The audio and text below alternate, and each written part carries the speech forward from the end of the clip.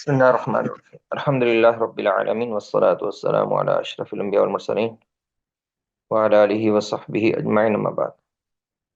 نماز کی شروط کا ہم نے آغاز کیا تھا، کل بھی یہی موضوع تھا، اور اس میں ہم نے ذکر کیا نماز کی شروط صحت کا، یعنی کن شرائط کے ساتھ نماز صحیح ہے۔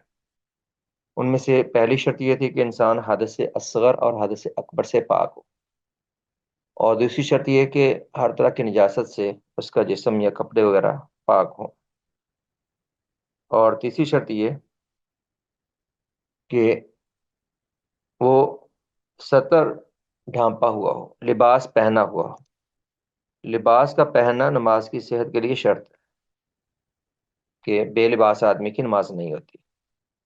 اور اس میں کچھ بیان کیا تھا کل کہ مرد اور عورت کے لیے لباس کی حدود نماز میں کیا ہیں۔ تو دونوں کے لیے لباس نماز میں پورے جسم کے لیے ساتر ہونا لازم ہے۔ البتہ عورت کا لباس ذرا مرد سے زیادہ ساتر ہونا چاہیے، کیونکہ وہ عام حالات میں بھی مرد سے زیادہ حجاب اور پردے میں ہوتی ہے۔ یہ کل بیان ہوا تھا۔ اب عورت کے لباس سے متعلق یہاں پر تھوڑی سی مزید وضاحت موجود ہے، کل ویسے ہم نے اس کا کچھ ذکر کر دیا تھا، مزید وضاحت آپ کے سامنے ہے۔ عورت جب اپنے گھر میں ہو تو وہ عموماً عام لباس میں ہوتی ہے، لباس اس کا ڈھیلا ڈھالا ساتر اور عزت کا لباس ہونا چاہیے، جیسے قرآن نے کہا لباس التقوی ذالک خیر۔ اور جب باہر ہو یا اجنبیوں کے سامنے ہو، ظاہر ہے وہ حجاب کرے گی، پورے جسم کو ڈھانپے گی، چھپائے گی، چہرے کا پردہ، ہاتھ پاؤں کا پردہ، یہ سب پورے جسم کا پردہ لازم ہے۔ نماز میں کس حد تک لباس ضروری ہے، یہاں پر اس کا تھوڑا سا بیان ہے۔ جمہور علماء کا موقف یہی ہے کہ عورت کا پورا جسم ہی نماز میں ڈھانپا ہونا چاہیے، ہاتھوں اور چہروں کے علاوہ، ہاتھوں اور چہرے کے علاوہ اس طرح پاؤں بھی وہ ظاہر کر سکتی ہے۔ عام حالات میں جو اس کا لباس گھر میں ہوتا ہے، نماز اسی لباس میں پڑے گی، اور سر ڈھانپنا بھی ضروری ہے۔ جمہور علماء کرام کا یہ موقف ہے۔ بعض علماء نے کہا ہے کہ پورا جسم ڈھانپے گی، یہ حجاب کے ساتھ چہرہ بھی ڈھانپے گی، یہ قول بلا دلیل ہے۔ امام حنیفہ کے نزدیک چہرے، ہاتھوں اور قدموں کے علاوہ پورا جسم ڈھانپے گی، یہی امام احمد اور داؤد ظاہری کی بھی رائے ہے۔ جمہور کے قریب قریب یہ موقف ہے۔ جمہور نے قدموں کا ذکر نہیں کیا، وہ کہتے قدم ڈھانپے گی، یہ حالانکہ قدم ڈھانپنا ضروری نہیں ہوتا۔ اس مسئلہ میں قرآن کریم کی آیت وَلَا يُبْدِينَ زِينَتَهُنَّ إِلَّا مَا ظَهَرَ مِنْهَا کے علاوہ کوئی اور صریح دلیل نہیں جس میں نماز کے لیے عورت کے سطر کی، یعنی جسم ڈھانپنے کی حد بندی کی گئی۔ اسی وجہ سے فقہا کے درمیان اختلاف ہوا۔ آیت کا معنی کیا ہے کہ عورتیں اپنی زینت ظاہر نہ کریں مگر جو از خود ظاہر ہو۔ یہ ویسے لباس سے متعلقہ نہیں ہے، عام عورت کے حجاب اور لباس سے متعلقہ یہ آیت ہے۔ اب اس میں اختلاف ہے، ما ظاہر منہا سے کیا مراد ہے؟ عام حالات میں بعض نے کہا اس سے مراد از خود جو چیزیں ظاہر ہوتی ہیں، جیسے چہرہ، ہاتھ اور پاؤں۔ بعض نے کہا نہیں، اس سے مراد ظاہری کپڑے ہیں، باقی چہرہ اور ہاتھ پاؤں بھی ڈھانپے ہونا لازم ہے۔ عام حالات میں اگر ہم یہ آیت لیں، اگر تو عورت اجانب کے سامنے ہے، غیر محرم کے سامنے ہے، تو اس سے مراد پورا جسم کور ہونا چاہیے۔ ہاں جو اوپری لباس ہے یا اس کے علاوہ عورت جس کو چھپانے پر قدرت نہیں رکھتی، اس میں چونکہ وہ مکلف نہیں ہے، اس لیے وہاں پر اس کو معافی ہے۔ کہتے ہیں کیا اس آیت میں مذکور الا ما ظہر منہا سے مراد خاص اور محدود اعضاء ہیں یا ظاہری زیب و زینت جیسے کہ کپڑے وغیرہ؟ جن کے ہاں اس سے مراد مخصوص اور محدود اعضاء ہیں، انہوں نے کہا کہ عورت نماز میں پورا جسم ڈھانپے گی، سوائے ان اعضاء کے جنہیں وہ گھر میں محرم کے سامنے ظاہر کر سکتی ہے۔ اب جس نے کہا کہ وہ چہرہ اور ہاتھ ہیں، اس کے ہاں ہاتھ، چہرے اور ہاتھ کے علاوہ باقی جسم ڈھانپے گی۔ اور جس نے کہا وہ چہرے اور ہاتھ اور پاؤں ہیں، ان کے نزدیک ان کے علاوہ پورا جسم نماز میں ڈھانپے گی۔ اور جس نے الا ما ظہر منہا سے مراد ظاہری زیب و زینت یعنی کپڑے لیے ہیں، ان کے ہاں وہ مکمل جسم کو نماز میں ڈھانپے گی۔ یہ آیت ویسے عام ہے، اس کا تعلق نماز سے نہیں ہے، اس کا تعلق نماز سے نہیں ہے۔ نماز کا لباس وہ دیگر احادیث میں موجود ہے، نبی صلی اللہ علیہ وسلم نے سر کو ڈھانپنے کا حکم دیا، اور باقی تو عمومی حالات میں عورت کا جو نارمل لباس ہے وہی ہوتا ہے. باقی اگر محرم سامنے ہے تو وہاں پر چہرے کو اور ہاتھ پاؤں کو چھپانے کے تکلف کرنے کی ضرورت نہیں ہے. تو راجہ یہ کہ نماز میں عورت کا پورا جسم ستر ہے، یعنی اس کو ڈھانپنا ضروری ہے، سوائے چہرے، ہاتھوں اور قدموں کے. شیخ الاسلام ابن تیمیہ رحمہ اللہ نے یہی قول اختیار کیا ہے، واللہ اعلم. جی، تو نماز میں عورت جو گھر میں نماز پڑھتی ہے وہ تو عام لباس میں نماز پڑھتی ہے، اور اس کو اپنے عام لباس میں نماز پڑھنی چاہیے. اس کے علاوہ دیگر تکلف کی ضرورت نہیں ہے، بس سر اچھی طرح ڈھانپا ہوا ہو. آگے لباس کا ضابطہ یہاں پر آ جائے گا آپ کے سامنے کہ کس طرح کا لباس ہونا چاہیے اور کیا کیفیت ہونی چاہیے، وہاں پر بات مزید واضح ہو جاتی ہے انشاءاللہ. جو عورت آزاد نہیں، جو لونڈیاں ہوتی تھیں، آج کل تو لونڈیوں اور غلاموں کا زمانہ نہیں ہے. جو گھروں میں کام کرنے والی عورتیں وغیرہ ہوتی ہیں ان کو لونڈی نہیں کہتے، سب آزاد عورتیں. اس اور دور میں جب اسلام میں ایک جہاد کا تصور تھا اور میدان جنگ سے جو عورتیں مسلمان پکڑتے تھے ان کو لونڈی اور باندی قرار دیا جاتا تھا، جس کو قرآن کریم نے ملکت ایمانکم بالکل یمین کا لفظ دیا ہے. اور وہ مسلمان نماز پڑھتی ہے تو اس کا لباس بھی آزاد عورت کی طرح ہے. عبادت کے احکام میں آزاد یا غلام میں کوئی فرق نہیں. اس مسئلے میں اگرچہ اختلاف ہے، لیکن راجح اور درست قول یہی ہے کہ نماز کے لیے لونڈی اور آزاد عورت کے سطر میں کوئی فرق نہیں، دونوں کا لباس ایک جیسا ہے. اب جو لباس جس سے عورت اپنا سر یا اپنا جسم چھپاتی یا ڈھانپتی ہے، اس لباس کی شرائط کیا ہے، وہ لباس کیسا ہونا چاہیے. قرآن کریم میں بڑے جامع الفاظ میں اللہ نے کہا، یا بنی آدم خذوا زینتکم عند کل مسجد وکلوا واشربوا ولا تسرفوا انہ لا یحب المسرفین، کہ جب نماز کا وقت ہو تو زینت کا لباس پہنو. اور زینت کے لباس میں قرآن کریم نے کہا وَلِبَاسُ التَّقْوَىٰ ذَلِكَ خَيْرٌ، تقوی کا لباس، یہ وہ لباس جو اللہ تعالیٰ کو پسند ہے، جس میں حیا اور حجاب دونوں چیزیں ایک ساتھ ہوں، اسے تقوی کا لباس کہتے ہیں. اس لیے اس تقوی کے لباس میں یہ شرائط ہمارے سامنے ہے.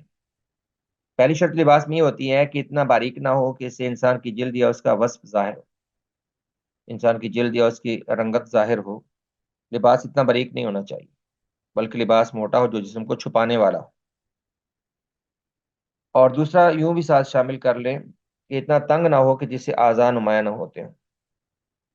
تنگ ہونے کا انہوں نے ذکر نہیں کیا. باریک نہیں ہونا چاہیے کہ جس سے انسان کی جلد یا اس کا رنگ وغیرہ ظاہر ہو، اور اتنا تنگ بھی نہ ہو جیسے آج کل فتنہ کے اس دور میں اکثر بے حجاب عورتیں اس طرح کے لباس پہنتی ہیں. تو اتنا تنگ نہیں ہونا چاہیے کہ اعضاء نمایاں ہوتے ہوں، بلکہ لباس ڈھیلا ڈالا اور کھلا ہونا چاہیے، عام حالات میں بھی، گھر میں بھی، باہر بھی، اور نماز میں بھی ایسا ہی لباس ہونا چاہیے. ہاں، سوائے شوہر کے، اس کے لیے عورت جیسی چاہے وہ زیب و زینت اختیار کر سکتی.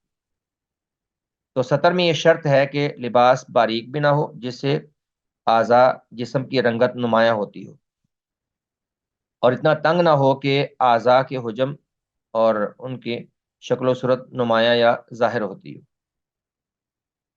دوسری شرط یہ ہے کہ لباس پاک ہو، یعنی نجاست لگے کپڑوں میں نماز پڑھنا جائز نہیں ہے. یہ پہلے ہم نے شرط پڑھ لی ہے. نجس لباس میں تو کوئی مسلمان جان بوجھ کے نماز نہیں پڑھتا.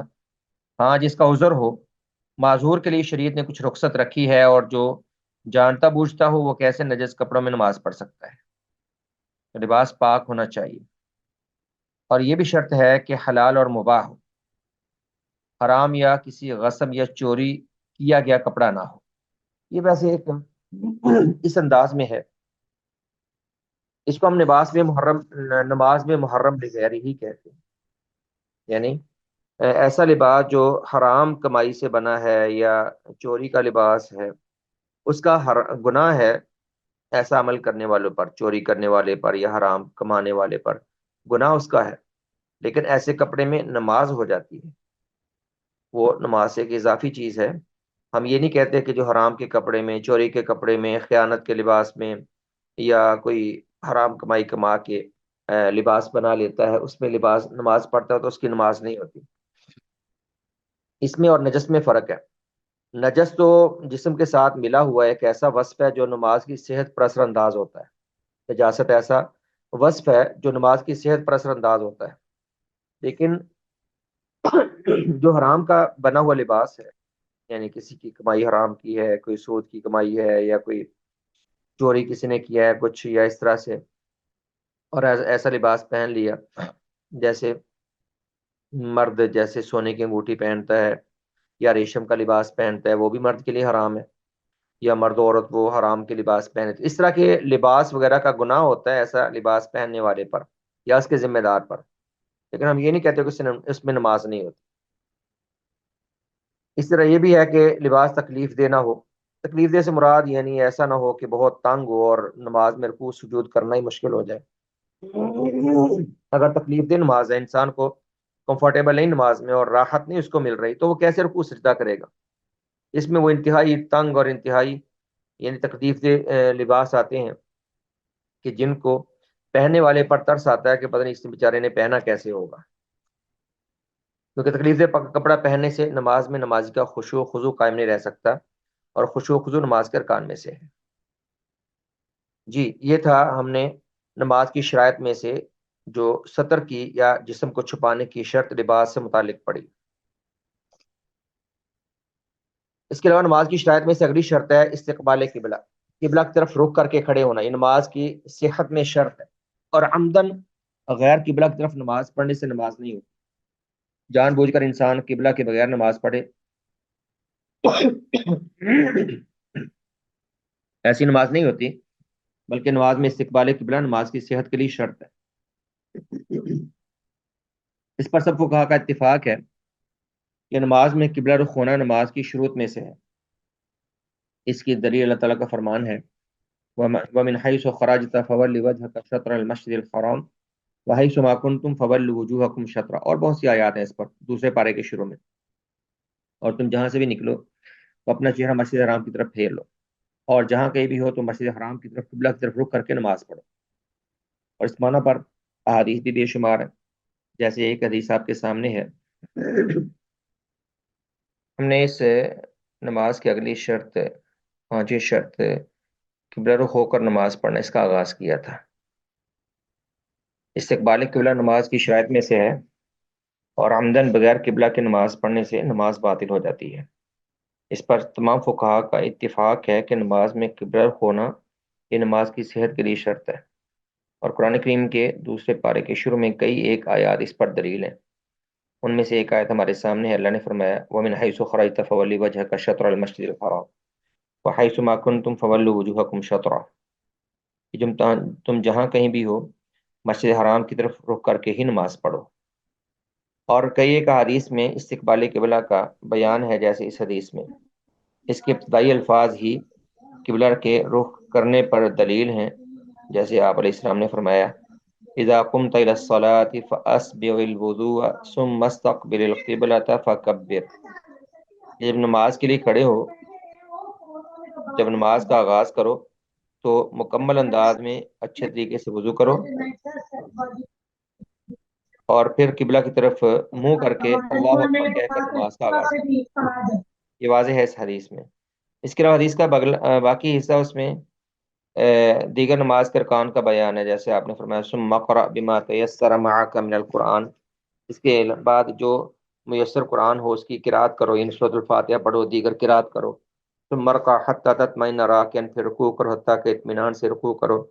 ثم ارفع حتى تستوي قائما، پھر رکوع سے سر اٹھاؤ حتیٰ کہ پوری طرح اطمینان سے کھڑے ہو جاؤ۔ ثم اسجد حتى تطمئن ساجدا، پھر سجدہ کرو حتیٰ کہ اطمینان سے سجدہ کر لو۔ ثم ارفع حتى تطمئن جالسا، پھر سیدھے سر اٹھاؤ حتیٰ کہ اطمینان سے بیٹھ جاؤ۔ ثم اسجد حتى تطمئن ساجدا، پھر سجدہ کرو حتیٰ کہ اطمینان سے سجدہ کر لو۔ ثم ارفع حتى تطمئن جالسا، پھر سیدھے سر اٹھاؤ کہ اطمینان سے بیٹھ جاؤ۔ اس میں اطمینان کا بار بار ذکر کیا کیونکہ رسول اللہ صلی اللہ علیہ وسلم نے یہ حدیث اس شخص کو بیان کی تھی جو جلد بازی میں نماز پڑھ رہا تھا، اور آخر میں فرمایا ثم افعل ذلك في صلاتك كلها، کہ پوری نماز اسی انداز میں پڑھو۔ تو حدیث کے ابتدائی الفاظ وہ ہمارے قبلہ رخ ہو کر نماز پڑھنے کے شرط ہونے پر دلیل ہے، جس میں فرمایا ثم استقبل القبلة فکبر، قبلہ کی طرف رخ کر کے کھڑے ہو جاؤ اور پھر اللہ اکبر کہہ کر نماز کا آغاز کرو۔ یہ حدیث صحیح بخاری اور مسلم میں ہے۔ اب اس میں فقہا کا تھوڑا سا اختلاف ہے کہ قبلہ کے عین کا، عین قبلہ سے مراد وہ جو قبلہ کا ایک بیت اللہ ہے، مسجد حرام، اور مسجد حرام کے اندر جو قبلہ کی عمارت ہے، جو کمرہ ہے، کیا اس کی طرف چہرہ کرنا لازم ہے یا اس کی جہت کی طرف رخ کرنا کافی ہے؟ اس میں صحیح موقف یہ ہے کہ جو کعبہ کا مشاہدہ کرتے ہیں، جو مکہ میں رہنے والے لوگ ہیں یا جو مسجد حرام کے اندر نماز پڑھتے ہیں، جو کعبہ کے سامنے ہیں، وہ کعبہ ہی کی طرف رخ کریں گے۔ اس لیے آپ نے دیکھا ہوگا کہ مسجد حرام میں صفیں گول ہیں، صفیں چاروں طرف سے وہ قبلہ کی طرف ان کا رخ ہوتا ہے۔ وہاں پر یہ نہیں کہ جو قبلہ سے ایک سائڈ پہ ہو بس اس جہت کا رخ کر لے، جہت کافی نہیں، بلکہ وہ عین القبلہ کا رخ کرتے ہیں۔ تو جو کعبہ کا مشاہدہ کرتے ہیں، جو مسجد حرام یا مسجد حرام کے آس پاس یا مکہ کے لوگ ہیں، وہ ان کے سب رخ وہ مسجد حرام کی طرف سیدھے ہوتے ہیں، اور جو دور ہیں مکہ والوں کے یا مسجد حرام والوں کے علاوہ، وہ بس اس طرف کا ارادہ کرتے ہیں، اس طرف ہی کا رخ کرتے ہیں، اس کی جہت کا رخ کرتے ہیں۔ جیسے ہم لوگ ہیں کہ ہم اس کی جہت کی طرف رخ کر سکتے ہیں، باقی صرف اس کمرے کا تعین کرنا وہ مشکل ہو جاتا ہے دور والوں کے لیے۔ تو پھر جہت کافی ہوتی ہے، اس کی سمت اور اس کی جہت کافی ہے، یہی یہاں پر۔ لیکن اس میں یہاں پر تھوڑی سی تفصیل بیان کی گئی ہے کہ قبلہ رخ ہونے کے اعتبار سے لوگوں کی چار اقسام۔ پہلی قسم ان لوگوں کی بیان کی کہ جن کے لیے قبلہ کی طرف رخ کرنا لازم ہے، قبلہ کے عین کی طرف، یعنی اس کمرہ کی طرف، اس مسجد کی طرف رخ کرنا لازم ہے۔ یہ پہلی قسم کے لوگ ہیں جو بیت اللہ کو دیکھ رہے ہیں، بیت اللہ کی جانب جن کی نظر ہو، وہ بیت اللہ ہی کا رخ کریں گے، اور بیت اللہ سے اپنی نظریں نہیں ہٹا سکتے، وہ یعنی اسی کی طرف رخ کر کے نماز پڑھیں گے۔ یہ پہلی قسم کے۔ اور جو دور ہوں وہ جہت کا تعین کر کے، جہت کی طرف رخ کر کے نماز پڑھ لیں۔ اور جن کے لیے مشکل ہو، یعنی وہ قبلہ کا تعین کرنا ان کے لیے مشکل ہو، جیسے کوئی صحرا میں آبادیوں سے دور نماز پڑھتے ہیں، تو وہ لوگ پھر اجتہاد کرتے ہیں اور اجتہاد کے ساتھ نماز پڑھتے ہیں۔ یہ قدیم دور میں تھا ایسا، اب تو اللہ کے فضل سے انسان اگر کہیں باہر صحراؤں میں یا کہیں بھی نماز پڑھتا ہے، کہیں نہ کہ رخ قبلہ کا سراغ مل جاتا ہے، لیکن قدیم دور میں بسا اوقات سراغ لگانا مشکل ہو جاتا تھا، قدیم دور میں ایسا مشکل ہو جاتا تھا، تب پھر اجتہاد کر کے جدھر رخ ہوتا نماز پڑھ لیتے، تو اللہ تعالیٰ قبول کرنے والا ہے۔ اور چوتھی قسم کے وہ لوگ ہیں جو نابینا لوگ ہیں، تو ان کو پھر جو بینا ہے وہ ان کا رخ کروا دیتے ہیں، جیسے مریض ہے، مریضوں کی اعانت اور مدد وہ جو صحت مند ہے وہ کر دیتے ہیں۔ یہ کچھ تفصیل ہے یہاں پر کہ جن کے لیے قبلہ کے عین کا یقین کر لینا لازم ہے۔ قبلہ کے عین سے مراد وہ عمارت، وہ بیت اللہ، وہ ہے قبلہ کا عین۔ بیت اللہ کا یقین کر کے اسی کی طرف رخ کر کے نماز پڑھنا لازم، اور اس کے لیے جو بیت اللہ میں ہے وہ بیت اللہ کو دیکھ کر اس کی طرف رخ کرے گا، اور جو مکہ میں بیت اللہ سے خارج ہے اور بیت اللہ کے عین کا علم نہ ہو تو کسی صاحب معرفت سے پوچھے گا۔ اس طرح جو مسجد نبوی میں نماز پڑھ رہا ہے، اس کے لیے مسجد نبوی کے محراب کو دیکھ کر بیت اللہ کے عین کی طرف رخ کرنا ضروری ہے، کیونکہ مسجد نبوی کا محراب وحی کے ذریعے بیت اللہ کے بالکل برابر بنایا گیا، تو وہاں پر قبلہ کے ساتھ ہی انہوں نے تعین کر کے بالکل وہاں محراب بنایا جو بیت اللہ کے عین کی طرف اس کا رخ ہو جاتا ہے۔ دوسری قسم جن کے لیے کسی سے قبلہ کی سمت معلوم کرنا ضروری ہے، اس سے مراد وہ تمام لوگ ہیں یا جو عام شہروں یا بستیوں وغیرہ میں نماز پڑھتے ہیں مکہ وغیرہ کے علاوہ، ان کے لیے ضروری ہے کہ وہ وہاں کی مساجد کے محراب کو دیکھ کر وہی سمت اختیار کریں جس سمت میں اس شہر یا بستی کے محراب بنے ہوئے ہوں، کیونکہ عموماً یہ مسجدوں کے محراب اہل علم کی رہنمائی سے ہی بنائے جاتے ہیں۔ تو وہ یعنی کعبہ کی سمت میں نماز پڑھ لیں گے، اور مسجدوں کے محراب اور مسجدوں کے رخ عام طور پہ اسی جانب ہوتے ہیں۔ تیسری قسم پر ان لوگوں کی آتی ہے جن پر قبلہ کی سمت معلوم کرنے کے لیے اجتہاد اور کوشش کرنا لازم ہے۔ اس سے مراد وہ لوگ ہیں جو پہلی دو اقسام میں سے نہیں، مثلا کوئی صحرا میں یا کسی ایسی جگہ میں ہے جہاں کوئی بتانے والا نہ ہو، کوئی سفر میں ہے، دور دراز کہیں نکلا ہے، وہاں پر سمجھ نہیں آتی قبلہ کس جانب ہے، تو اجتہاد کے ساتھ کوشش کر کے قبلہ کی طرف منہ کر کے نماز پڑھ، اس پر یہی کافی ہے۔ چوتھی جن پر تقلید لازم ہے، یعنی جو دوسروں کے کہنے پر قبلہ کی طرف رخ کرتے ہیں۔ تقلید سے مراد جو دوسرے کے کہنے پر قبلہ کی جانب رخ کرتے ہیں۔ اس سے مراد نابینا لوگ ہیں جنہیں بالکل نظر ہی نہیں آتا، یا دن اور رات کے کسی حصے میں آتا ہے اور کسی میں نہیں، جو معذور وغیرہ ہیں، تو ایسے لوگوں کے لیے بھی کسی بینا شخص کی تقلید کرنا ضروری ہے، یعنی اس کے کہنے پر وہ قبلہ کی جانب منہ کر لیں گے۔ آگے تنبیہ میں انہوں نے یہ ذکر کیا کہ قبلہ رخ ہونا عام حالات میں عموماً نماز کی صحت کے لیے شرط ہے، لیکن دو صورتیں مستثنا ہیں۔ ایک ہے حالت جنگ میں جب صلاۃ الخوف پڑھی جاتی ہے، جیسے قرآن نے کہا فَإِنْ خِفْتُمْ فَرِجَالًا أَوْ رُكْبَانًا، جب خوف شدید ہو اور دشمن سے تم مڈبھیڑ میں یا دشمن کے مقابلے میں ہو تو جیسے کیسے ممکن ہو نماز پڑھ لو۔ وہاں پر جیسے بھی ممکن ہو بھاگتے پھرتے اشارے کے ساتھ نماز کی اہمیت ہے کہ حالت خوف میں، حالت جنگ میں بھی نماز کو وقت سے مؤخر نہیں کیا جاتا، وقت میں نماز پڑھ لی جائے۔ اور قبلہ رخ ہونا لازم نہیں ہوتا بھاگتے پھرتے فرجالن اور رکبان، اللہ نے فرمایا پھر پیدل بھاگتے ہوئے اور سواریوں پر بھی نماز پڑھ سکتے ہو اگر دشمنوں کے ساتھ تمہارا مقابلہ جاری ہے، تو پھر اشارے سے اور بس قرات کرنی ہے یا تسبیحات پڑھنی ہے، باقی تو اشارہ بھی وہاں پر مشکل ہو جاتا ہے۔ بس یہ کہ نماز کی اہمیت کے پیش نظر شریعت نے اس کا حکم دیا۔ یہ ایک صورت ہے جس میں قبلہ رخ ہونا نماز میں لازم نہیں ہوتا۔ اور دوسری صورت، جب انسان سفر میں ہو تو سواری پر نفل پڑھ سکتا ہے، اور سواری کا رخ جس جانب بھی ہو کوئی حرج نہیں، نفل نماز پڑھی جا سکتی ہے سواری پر حالت سفر میں۔ رسول اکرم صلی اللہ علیہ وسلم کی آیت مبارکہ تھی کہ آپ سفر میں سواری پر نوافل بہت پڑھا کرتے تھے، اور یہ تکلف کرنے کی ضرورت نہیں ہے کہ سواری کا رخ وہ قبلہ کی جانب رہے، نوافل میں یہ شرط ساقط ہو جاتی ہے۔ ہاں جب آپ نے فرض نماز پڑھنا ہوتی تب آپ قیام کرتے، سب اترتے تو باقاعدہ قبلہ رخ ہو کر نماز پڑھتے۔ اگر آپ سواری پہ ہیں اور نفل پڑھنا چاہیں تو نفل پڑھ لیں، اپنی سواری پہ ہوں یا کسی بھی سواری پہ ہوں، اشارے سے ظاہر ہے پڑھنے۔ سواری پہ نہ تو قیام ہو سکتا ہے، نہ ہی پراپر انسان بیٹھتا ہے، نہ پراپر کوٹ سجدہ، سب اشارے سے ہے۔ نبی علیہ السلام جب اونٹ پر بیٹھتے تو اونٹ پر نہ قیام ہوتا ہے، نہ رکوع ہوتا ہے، نہ سجدہ ہوتا ہے، بس اشارے سے۔ بس یہ کہ اللہ کے ذکر میں انسان ایک یکسوئی کے ساتھ لگا رہتا ہے، اور یہ نوافل کی اہمیت کی بات ہے بس۔ تو سواری میں نوافل پڑھنا یہ نبی علیہ السلام کی سنت ہے، اور ہمیں بھی اس سنت کا احیاء کرنا چاہیے۔ وہاں پر نماز کے تمام ارکان ساکت ہے اور قبلہ رخ ہونا بھی لازم نہیں ہے، جدھر بھی سواری کا منہ ہو نوافل پڑھتے رہو۔ ہاں جب فرض نماز پڑھنا ہو پھر سواری سے اتر کر قبلہ رخ ہو کر نماز پڑھنا ضروری ہے۔ اس میں اگر انسان نہیں ہر نماز کو اپنے وقت میں پڑھ سکتا تو دو نمازوں کو جمع کر لے، اس کی گنجائش ہے، لیکن وہاں پر پورا قبلہ رخ ہو کر نماز پڑھنا ضروری ہے۔ بعض لوگ یہ غلطی کرتے ہیں، جب نماز کا وقت ہوتا ہے فوری طور پر نماز شروع کر دیتے ہیں سواری پر، اور یہ نہیں پرواہ کرتے کہ قبلہ کی طرف اس کا رخ ہے یا نہیں۔ نہیں، ایسے نماز درست نہیں ہے، دو نمازیں جمع کر لی جائیں، لیکن فرض نماز جان بوجھ کر غیر قبلہ کی طرف پڑھنا جائز نہیں ہوتا۔ تھوڑا انتظار کر لیں، دو نمازیں جمع کر لیں۔ ہاں اگر دو نمازوں کا بھی وقت گزر رہا ہے، یعنی اگر انسان ایسی حالت میں، ویسے عام طور پہ اس کی صورت کم ہی پیش آتی ہے، کوئی لمبا سفر ہے، لمبے سفر والے بھی رستے میں سٹے کرتے جاتے ہیں، وہاں پر انسان کے پاس نماز پڑھنے کی گنجائش ہوتی ہے، اور تو اپنی گاڑی یا اپنی سواری پہ پھر تو کوئی مسئلہ نہیں۔ اگر لمبے سفر میں انسان ٹرین پہ ہے یا کہیں پلین میں ہے، ایروپلین میں، یا اسی طرح کہیں کسی بس وغیرہ میں ہے، اور وہ بہت لمبا سفر میں ہے اور وہ رستے میں روکتے نہیں ہیں، تو دونوں نمازوں کا وقت اگر جا رہا ہے، جیسے وہ زور کے بعد سفر میں ہے اور مغرب تک سفر جاری ہے، اور مغرب سے پہلے انہوں نے کہیں سٹے نہیں کیا اور نماز پڑھنے کی کوئی گنجائش نہیں نکلی، پھر انسان جیسے کیسے ہے نماز پڑھ لے، کیونکہ وقت زیادہ اہم ہے، وقت کو جان بوجھ کے گنوانا نہیں چاہیے۔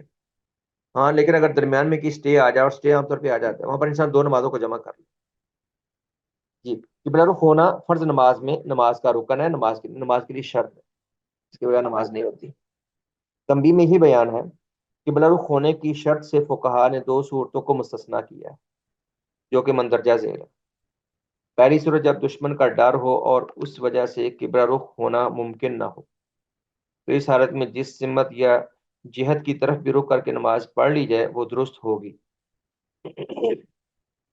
آج کل تو جہاد کی نہ وہ صورت ہے اور نہ نماز کی اتنی پرواہ ہے، لیکن جو اللہ کے بندے ہیں، جو مجاہد، اگر اس طرح جہاد کریں کہ دشمن کے ساتھ مقابلے کی حالت میں بھی ہوں، تو نماز کا وقت ہے تو نماز پڑھ لیں جیسے کیسے ہوں، بس یعنی دل کی نیت کے ساتھ اور اشارے کے ساتھ۔ اس کی دلیل اللہ کا یہ فرمان ہے فَإِنْ خِفْتُمْ فَرِجَالًا أَوْ رُكْبَانًا، اللہ نے فرمایا اگر خوف شدید ہو تو پیدل یا سوار جس حالت میں بھی ہو ایسے نماز پڑھ لو۔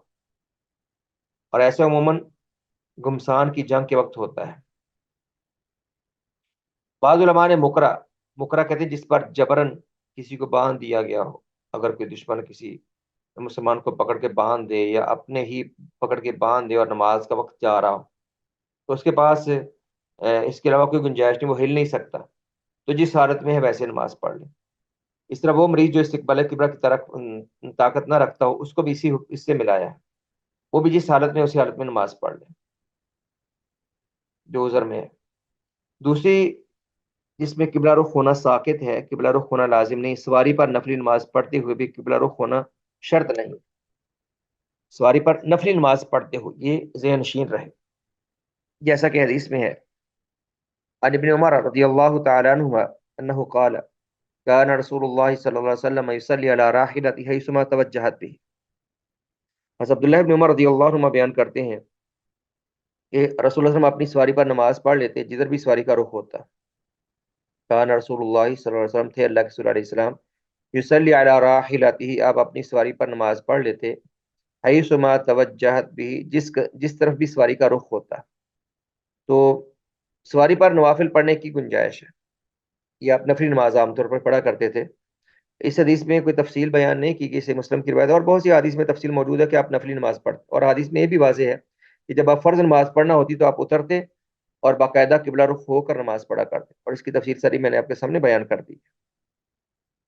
جی، اس طرح نماز کی شرائط میں سے اگلی شرط ہے نیت۔ نیت نماز کی صحت میں شرط ہے، نیت نماز کی شرائط میں سے ایک اہم شرط ہے۔ اس کی وضاحت، ویسے نیت کی وضاحت پیچھے طہارت کے مسائل میں کچھ ہوئی ہے، یہاں ہم مزید اس کی وضاحت انشاءاللہ کر دیتے ہیں۔ میں نے اس سے پہلے تفصیل سے بیان کیا تھا کتاب الطہارہ میں، رپیٹ کر دیتے ہیں تھوڑا تاکہ ذہن نشین ہو جائے۔ بات اہم ہے یہ کہ جو بھی احکام تعبدیہ ہیں، یعنی وہ احکام جو اللہ کے حکم سے ہم ادا کرتے ہیں اور جن میں ہمارے لیے کوئی علت معلوم نہیں ہے کہ ہم وہ کیوں کرتے ہیں، ان تمام میں نیت شرط ہے۔ اس سے مراد عبادت کے طور پر جو بھی ہم عمل کرتے ہیں، احکام دو طرح کے ہوتے ہیں، ایک ہوتے ہیں احکام تعبدی، ایک ہوتے ہیں حکم غیر تعبدی، یا ایک کہتا ہے کہ معقولۃ المعنی، ایک ہوتا ہے غیر معقولۃ المعنی۔ حکم تعبدی سے مراد وہ حکم ہے جو ہم اللہ کی عبادت اور اللہ کی اطاعت میں کرتے ہیں، اس میں ہمیں اس کی علت معلوم نہیں ہوتی کہ ہم ویسا کیوں کر رہے ہیں، اور نہ ہی ظاہراً ہمارے لیے اس کی مصلحت ہمیں معلوم ہوتی ہے کہ اس میں ہمارے لیے ظاہراً یعنی جو دنیاوی اور محسوس فوائد کیا ہیں، اسے حکم تعبدی کہتے ہیں۔ جیسے ہم رضو کرتے ہیں، غسل کرتے ہیں اللہ کے حکم کے مطابق، جیسے کتاب الطہارہ میں ہم نے بیان کیا کہ وضو کرتے ہیں ہم، اور ہم آزاد ہوتے ہیں جن اعضاء کے دھونے کا اللہ نے حکم دیا۔ اور اس کے علاوہ اور نیت میں کچھ وضاحتیں کرنا چاہ رہا ہوں کہ نیت نماز کے لیے کیوں ضروری ہے اور کس طرح کے اعمال میں نیت شرط ہوتی ہے۔ یہ کچھ وضاحتیں ہیں کہ آپ سن لیجئے، یہ ضروری ہیں، انشاءاللہ کلاس ہم ختم کر دیں گے۔ دو طرح کے احکام ہوتے ہیں، ایک ہوتے ہیں حکم تعبدی، ایک ہوتا ہے حکم غیر تعبدی۔ حکم تعبدی وہ ہوتا ہے جو اللہ کے حکم پر ہم اللہ کی اطاعت میں ایک عمل کرتے ہیں، ظاہراً اس حکم کے پیچھے ہمیں علت معلوم نہیں ہوتی، ظاہراً اس حکم کے پیچھے ہمیں علت معلوم نہیں ہوتی، بس اللہ کے حکم سے ہم ایک عمل کرتے ہیں۔ جیسے ہم نماز پڑھتے ہیں، اب نماز کے پیچھے ہمیں علت معلوم نہیں ہے کہ ہم نماز اس انداز میں کیوں پڑھتے ہیں، اور نماز کی اتنی رکعات ہی کیوں پڑھتے ہیں، اور نماز انہی اوصاف کے ساتھ کیوں پڑھتے ہیں، اور فجر کی 2 رکعات کیوں پڑھتے ہیں، 4 کیوں نہیں پڑھ لیتے، وہ تو عبادت کا وقت ہوتا ہے۔ تو اللہ کے حکم سے جو ہم عمل کرتے ہیں اللہ کے اطاعت میں، اسے حکم تعبدی کہتے ہیں، جس کی ہمیں علت معلوم نہیں ہوتی۔ اور اس کے ساتھ آپ ملا لیں، جیسے وضو کرتے ہیں، وضو میں نجاست کہیں اور سے خارج ہوتی ہے، لیکن ہم اپنے ہاتھ، اپنے چہرے، اپنے بازو وغیرہ اور پاؤں دھوتے ہیں، یہ اللہ کے حکم سے ہم ایسا کرتے ہیں۔ غسل میں بھی یعنی انسان جنبی ہوتا ہے اور منی کہیں اور سے خارج ہوتی ہے، جسم کا صرف وہ حصہ نہیں دھوتے بلکہ ہم پورے جسم پہ پانی بہاتے ہیں، یہ اللہ کے حکم، انہیں احکام تعبدیہ کہتے ہیں۔ تو جو بھی حکم تعبدی ہو جن کی علت معلوم نہ، ان میں نیت شرط ہے، یہ ضابطہ یاد رکھیں۔ جیسے اللہ نے کہا وما امروا الا ليعبدوا الله مخلصين له الدين، کہ لوگوں کو حکم ہے کہ مخلص ہو کر اللہ کی اطاعت کریں، اور اخلاص میں نیت اولین حیثیت رکھتی ہے، اخلاص میں نیت اولین حیثیت رکھتی ہے۔ تو اخلاص میں نیت ہے، اور نیت کے بغیر کوئی عمل قابل قبول نہیں ہوتا۔ اور رسول اللہ صلی اللہ علیہ وسلم نے فرمایا انما الاعمال بالنیات، کہ اعمال وہ نیت پر ڈیپینڈ کرتے ہیں، جیسا عمل جیسی نیت ویسا انسان کو عمل کا صلہ اور بدلہ ملتا ہے۔ تو نیت ان اعمال کی صحت میں شرط ہے جن کے حکم تعبدی کہتے ہیں، اور نماز یہ احکام تعبدیہ میں سے ہے۔ ساری عبادات ایسی ہی ہیں، نماز ہے، روزہ ہے، نمازیں اتنی ہی کیوں ہیں، اس انداز میں کیوں ہے، یہ اللہ کے علم پر ہے، اور اللہ کے حکم پر ہم ایسا کرتے ہیں جیسے ہم نماز پڑھتے ہیں۔ اور روزہ انہی ایام میں کیوں ہے، اور یہ بھوکے پیاسے رکھنے کی اللہ کو ہمیں کیا ضرورت ہے، اور زکوٰۃ اسی شرح سے کیوں واجب ہے، اور اسی طرح بیت اللہ کے حج وغیرہ کے تو تمام عبادات کا تعلق اسی سے ہے۔ انہیں حکم تعبدی میں شامل کرتے ہیں، اللہ کی اطاعت اور اللہ کی بندگی میں ہمیں عمل کرتے ہیں، ان کی علت ہمیں معلوم نہیں ہوتی۔ تو جو بھی احکام تعبدیہ ہیں ان کی صحت میں ان کی ادائیگی کے لیے نیت شرط ہے۔ اور دوسرے ہے حکم غیر تعبدی۔ جو غیر تعبدی حکم ہے اس سے مراد وہ احکام جو ہم اپنے مفاد میں کرتے ہیں، جو عمل ہم اپنے مفاد میں کرتے ہیں جن کی علت ہمیں معلوم ہوتی ہے، جیسے ہم نجاست صاف کرتے ہیں اپنی صفائی اور طہارت کے لیے، جیسے ہم لائٹ بند کر کے سوتے ہیں تاکہ ہمیں سکون اور راحت کی نیند آئے۔ اور رسول اللہ صلی اللہ علیہ وسلم کا بھی حکم ہے کہ جب تم سونا ہو تو آگ بجھا کر سویا کرو تاکہ کوئی تمہیں نقصان نہ ہو، اور گھر کے دروازے بند کر کے آرام کیا کرو۔ جب شام ہو جائے گھروں کے دروازے بند کر لو، کیونکہ تب شیاطین پھیلتے ہیں اور تمہارے بچوں کو نقصان دے سکتے ہیں، بچوں کو گھروں میں روک لو۔ یہ مغرب کے بعد کا ٹائم یہ شیاطین کے انتشار کا وقت ہے، اس وقت شارع نے ہمیں دروازے بند رکھنے کا اور بچوں کو گھروں میں روکنے کا حکم دیا۔ ہمیں سمجھ آتا ہے کہ ہمارے مفاد میں ہے۔ اس طرح برتنوں کو ڈھانپ کر رکھنا، خاص طور پر رات میں برتنوں کو ڈھانپ کے رکھنا، اور اس میں اگر انسان ساتھ اللہ کے حکم پر عمل کر لے، بسم اللہ پڑھ لے، جب دروازہ بند کرے، جب برتن ڈھانپے، جب کنڈی لگائے تو انسان بسم اللہ پڑھ لے، تو پھر شیطانوں کا عمل دخل بالکل بند ہو جاتا ہے، اور کسی طرح کا کوئی بھی ایسا حادثہ واقعہ پیش نہیں آتا جس سے انسان کو پریشانی ہو۔ تو یہ جو سارے امور ہیں، جسد کو دھونا، کپڑے صاف کرنا، غسل، ویسے عام حالات میں فریش رہنے کے لیے غسل کرنا، یا گھروں کو بنا کر ان کے اندر رہنا، یہ جو شریعت کے بھی احکامات میں آتے ہیں، اپنی جسم و جان کی حفاظت کرنا، کھانا کھانا، یہ تمام ان کو حکم غیر تعبدی کہتے ہیں، جن کی علت ہمیں معلوم ہے، جنہیں ہم اپنے مفاد میں کرتے ہیں، اس میں ہمارے اپنے فوائد ہیں، خالصتاً ہمارے اپنے فوائد ہیں، ان میں بھی عبادات میں بھی ہمارے فوائد ہیں، لیکن ان میں ہمیں محسوس انداز میں ہمیں دنیاوی ہمیں فوائد سمجھ آتے ہیں، جو مسلمانوں، کافروں، اللہ کے منکروں، غیر منکروں سب کو سمجھ آتے ہیں، انہیں کہتے ہیں حکم غیر تعبدی۔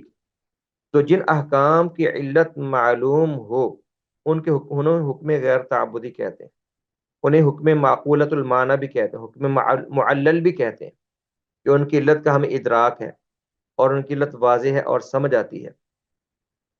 تو جو حکم غیر تعبدی ہو وہاں پر نیت کرنا شرط نہیں ہوتا، وہ آپ اپنے مفاد میں ایک کام کرتے ہیں تو وہ کام انشاءاللہ ویسے ہو جائے گا، جیسے آپ نجاست کو دھوتے ہیں، کپڑے دھوتے ہیں آپ، تو کپڑوں میں یہ نیت کرنا شرط نہیں ہے کہ میں نجاست کو زائل کرنے کے لیے کپڑے دھو رہا ہوں، یہ کوئی شرط نہیں ہے۔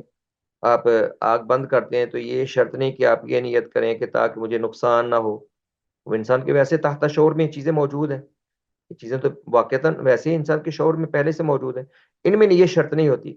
ہاں ایک بات ہے، اگر ان امور میں انسان نیکی اور اللہ کے حکم کی نیت کر لے تو انشاءاللہ اس پر اس کو فائدہ ملتا ہے اور اجر ملتا ہے۔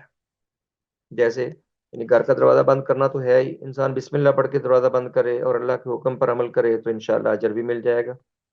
جیسے رات کو گیس بند کرنا، ہیٹر بند کرنا وغیرہ، یہ بندہ اپنے فائدے میں کرتا ہے، لیکن نبی اسلام نے حکم دیا کہ جب رات کو سویا کرو تو آگ بجھا کے آگ بند کر کے سویا کرو، تو انشاءاللہ اس پر انسان کو فائدہ اور اجر ملے گا۔ اس طرح انسان کپڑے دھوتا ہے تو اللہ کے حکم کی اطاعت میں جو اللہ نے فرمایا وَثِيَابَكَ فَطَهِّرْ، جیسے ایک عام سی مثال ہے، جیسے کوئی بندہ اپنا گھر بناتا ہے، ہوادار کھڑکی لگاتا ہے، تو کھڑکی لگاتا ہے تاکہ ہوادار گھر ہو، تاکہ باہر سے ہوا آئے۔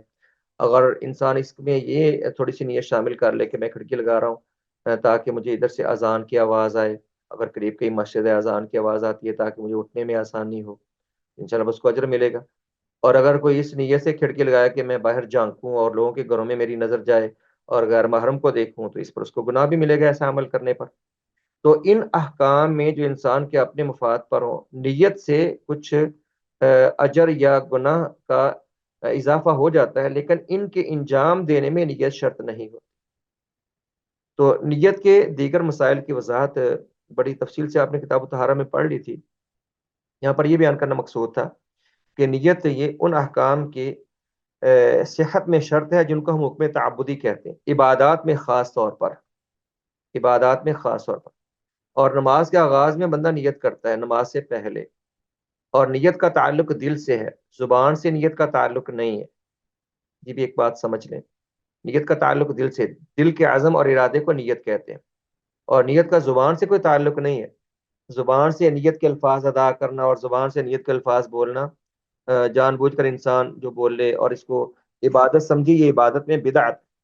بہت سے فقہاء کرام نے اس کی وضاحت کی، اور قدیم فقہاء کے اقوال میں ہمیں نیت کے الفاظ بول کر ادا کرنے کا کوئی ذکر نہیں ملتا۔ یہ آج کے دور کی نئی بدعت ہے اور نیا فتنہ ہے کہ نماز سے پہلے کچھ لوگ الفاظ بولتے ہیں کہ 2 رکعت نماز پیچھے امام کے قبلہ رخ ہو کے، اس طرح کے یہ الفاظ عجیب سے ہیں، پتہ نہیں کہاں سے بنا لیے لوگوں نے، کہاں سے لے لیے۔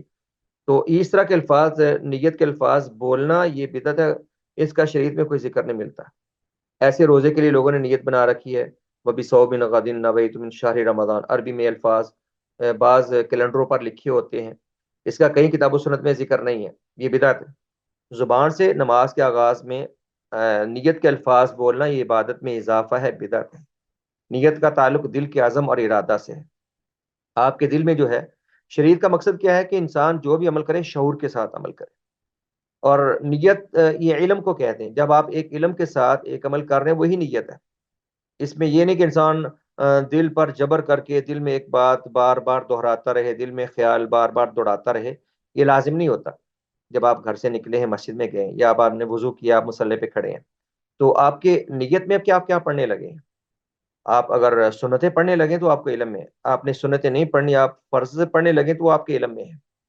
اگر انسان نماز میں داخل ہو جائے ایسے خالی دماغ کے ساتھ، یوں ہی شعور ہی نہ ہو، نماز میں داخل ہونے کے بعد سوچے کہ میں کیا پڑھنے لگا ہوں، چلو سنتیں چھوڑ دیتا ہوں، فرض ہی پڑھ لیتا ہوں، تو یہ ایسی کوئی عبادت نہیں ہوتی جس میں انسان اتنا غافل ہو، اتنا غافل ہو، اتنا بے شعور ہو، اللہ کے لیے ذرا اہتمام ہی نہ کرے۔ ایسی عبادت کی اللہ کو نہ ضرورت ہے، نہ ایسی عبادت کوئی قابل قبول ہوتی ہے۔ تو شعور ہو بندے کا، علم ہو، عزم ہو، ارادہ ہو، اس پورے اہتمام کے ساتھ، شعور اور عزم کے ساتھ جب اللہ کے سامنے بندہ کھڑا ہے، اسی علم اور ارادے کا نام نیت ہے۔ اور زبان سے الفاظ دہرانا عبادات میں نیت کے اندر یہ بدعت ہے، گمراہی ہے، جس کا شریعت میں کوئی جواز یا ثبوت نہیں ہے۔ جی، تو ہم نے یہ نماز کی صحت کے الحمدللہ شرائط پڑھ لی، مکمل کر لی۔ کل کچھ پڑھی تھی، جن میں جو کل پڑھی ان میں وہ ایک یہ تھا کہ نماز سے پہلے باوضو ہونا، غسل کی ضرورت ہے تو پہلے غسل کرنا، جنبی شخص کی نماز نہیں ہوتی، بے وضو شخص کی نماز نہیں ہوتی۔ اسی طرح اپنے جسم کو ڈھانپ کر نماز پڑھنا، قبلہ رخ ہو کر نماز پڑھنا، ہر طرح کی نجاست سے پاک ہونا۔ اور جو آج ہم نے پڑھی وہ لباس کا کچھ ضابطہ پڑھا، عورت کے لیے لباس کے کیا ضوابط ہیں، ان کی کل بھی میں نے خاطر خواہ وضاحت کر دی تھی۔ تو جب آپ یہ کچھ اس سے پڑھیں، میں سینڈ کی ہے میں نے آپ لوگوں کو یہ چیزیں، یہ فائلیں وغیرہ جو بھی فقہ کی ہیں، ساتھ ریکارڈنگ ضرور سنا کریں۔ اس پر جو اضافے کیے جاتے ہیں اور اس پر جو وضاحتیں ہیں وہ بہت اہم ہوتی ہیں، اس پر خاصہ میں اضافہ کرتا ہوں، اور کافی وضاحت میں چیزیں آتی ہیں جو اس کے اندر موجود نہیں ہوتی۔ اس طرح استقبال قبلہ نماز کی صحت میں شرط ہے۔ ہاں، جب سواری پر انسان نفل نماز پڑھے تب کوئی لازم نہیں ہے۔ معذور شخص سے قبلہ رخ ہونا ساقط ہے، باقی عام حالات میں قبلہ رخ ہو کر نماز پڑھنا نماز کی صحت کے لیے شرط ہے۔ اس طرح نماز کے اندر نیت اور عزم کے ساتھ نماز پڑھنا پورے ارادے کے ساتھ یہ شرط ہے، اور زبان سے نیت کے الفاظ دہرانا یا کہنا یہ بدعت ہے اور عبادت میں اضافہ ہے، جس کا شریعت میں کوئی جواز نہیں۔ تو الحمدللہ اس کے ساتھ ہم نے نماز کی شرائط پوری کر لی، یہاں تک کافی ہے۔ بارک اللہ فی علمکم و عملکم، والسلام علیکم ورحمۃ اللہ وبرکاتہ۔